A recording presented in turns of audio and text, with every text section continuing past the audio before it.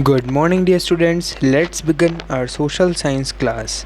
In our previous class, we started with our chapter development. So, in continuation with NCRT, chapter number 1, economics development, today we will be starting with our new heading, public facilities provided by government, given on page number 11. Just think, will it be cheaper to have collective security for a whole locality or for each house to have its own security man? So obviously we'll see that it is for community. What if no one other than you in your village or locality is interested in studying? Would you be able to study?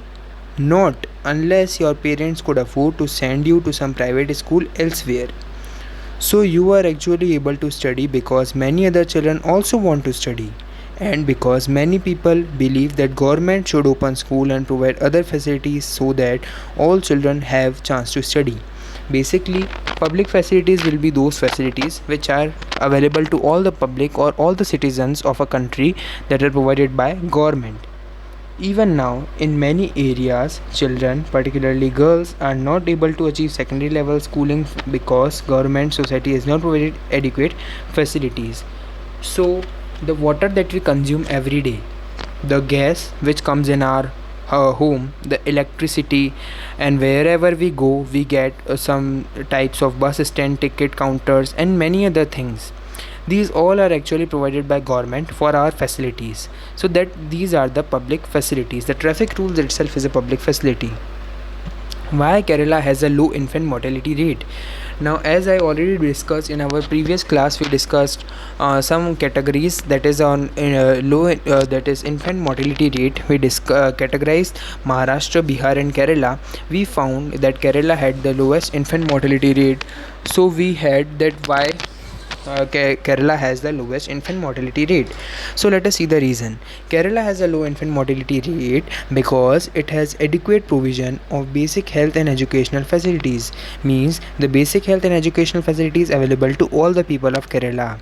Similarly, in some states, the public distribution system (PDS) that we learned in economics chapter 4 functions well.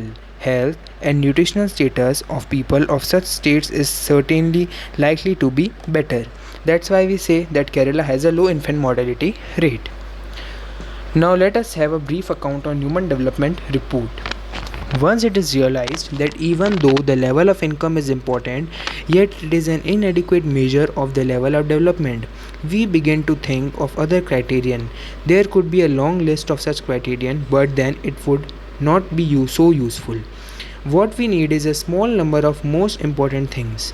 Health and education indicators such as ones we used in comparison of Kerala and Maharashtra are among them. Over the past decade or so, health and education indicators have come to be widely used along with income as a measure of development. So along with income, today we categorize health and education or literacy rate also. For instance, Human Development Report published by UNDP compare countries based on educational levels of people, their health status as well as per capita income. So all the three categories are taken by UNDP. Children, here UNDP refers to United Nations Development Program. Comparison between India and its neighbors. Now we'll compare India with its neighbors on various categories of development. A small country in our neighborhood, Sri Lanka, is much ahead of India in every aspect, and a big country like ours has such a low rank in the world. Table 1.6, which is given in our NCRT. Let me have you clear, it is on page number 13. So you can refer to over there. Also show that though Nepal has less than half the per capita income of India, yet is not far behind in India in the expectancy and literacy levels. So children, as we read in Democratic Politics, chapter number 1, power sharing, we saw that the worst condition of Sri Lanka because of the unequal distribution of power. But you can see afterwards how Sri Lanka has managed itself and has become more developed than our India. So this is a very important thing that we have discussed about the comparison of India with its neighbors. Now we will be seeing some of the important things that are the sustainability of development. We already know what is the meaning of sustainable development. We read in geography that is the development should take place in such a way that development in present should not compromise with the need of future generation. Also, it should not lead to environmental degradation.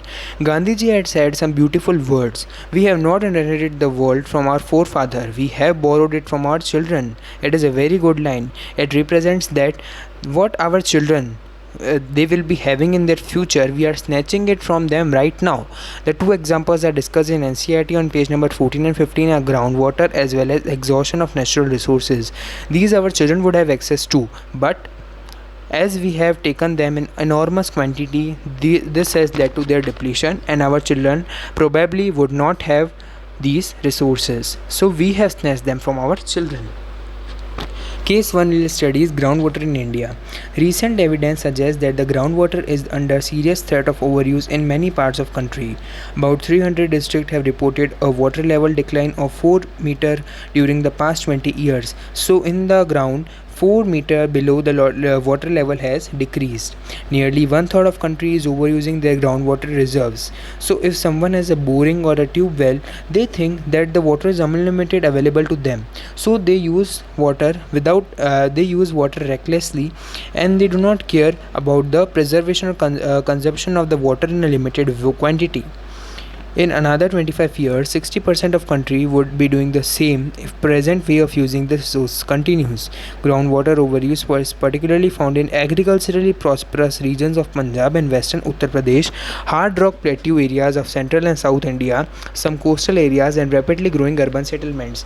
So the places where groundwater is either available in a large quantity or where farming is practiced traditionally, there the groundwater use has been done at a high cost, and that is the main cause of depletion of the groundwater in our India.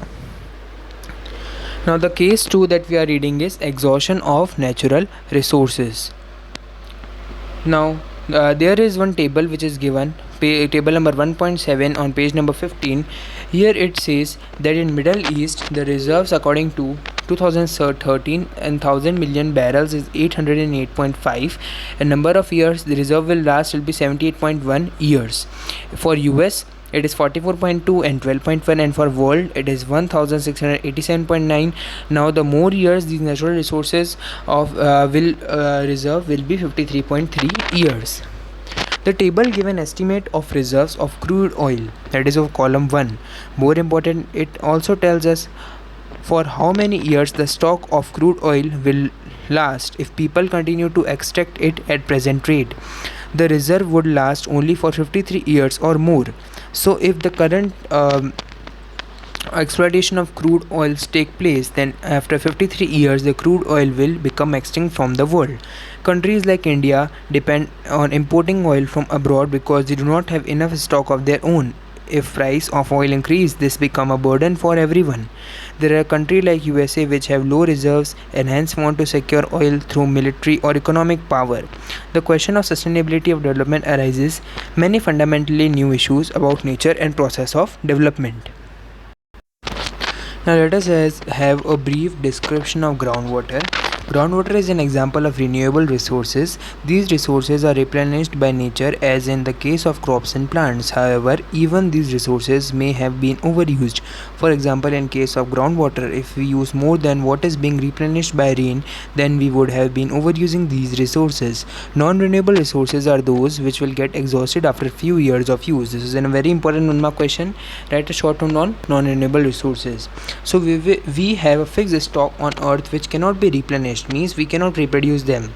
We discover new resources that we did not know of earlier. New sources in this way add to the stock.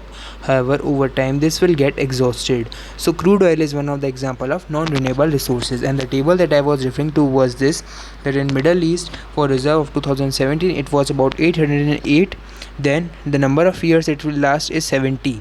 Now you can see this is an updated version. Now you can see the number of years have decreased now.